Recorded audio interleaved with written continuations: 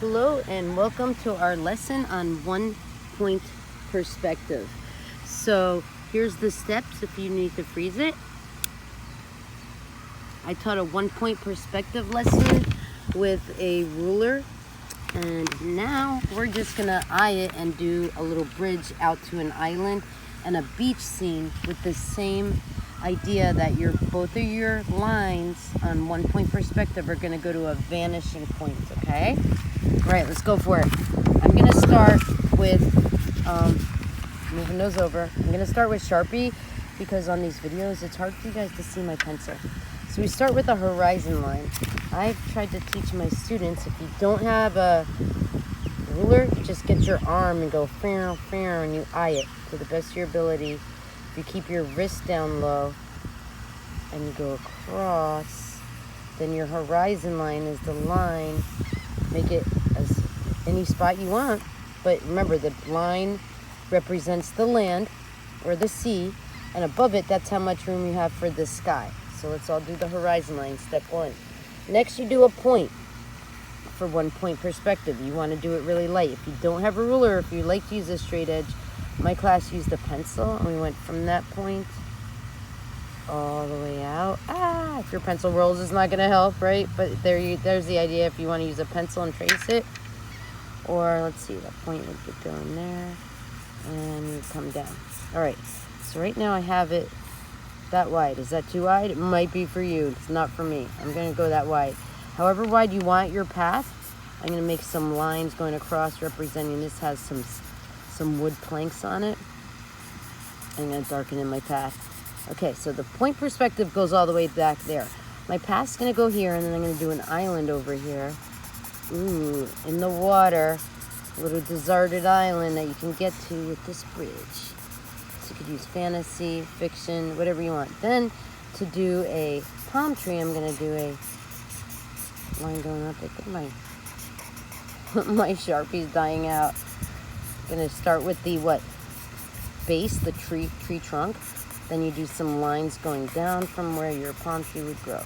All right, so we just did a one-point perspective path, little island, a tree, and a horizon line. Even though it's hard to see, I think you get the idea, right?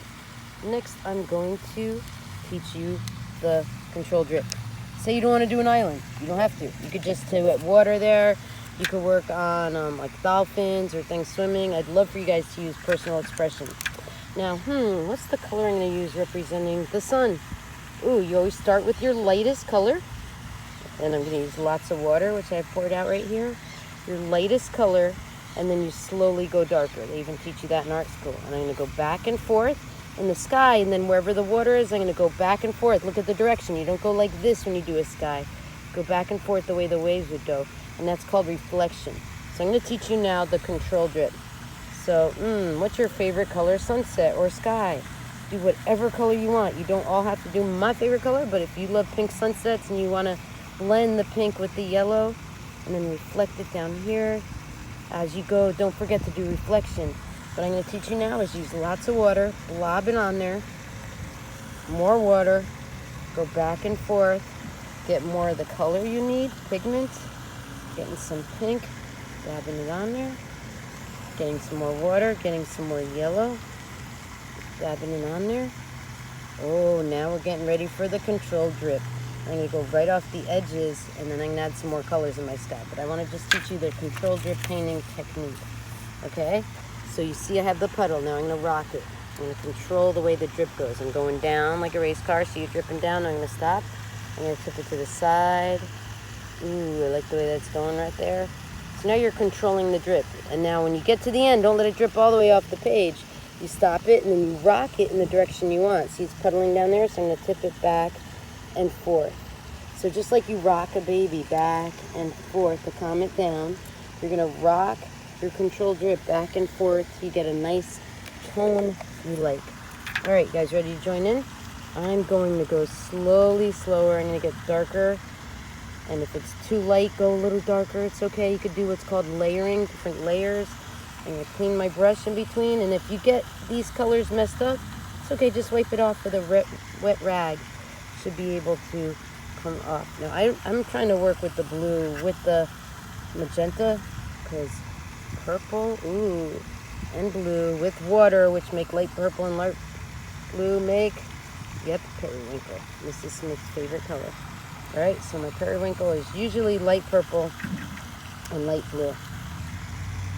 That's how you get my favorite color, but get whatever color you want and go back and forth, add a little more drop of water, dab, dab, dab.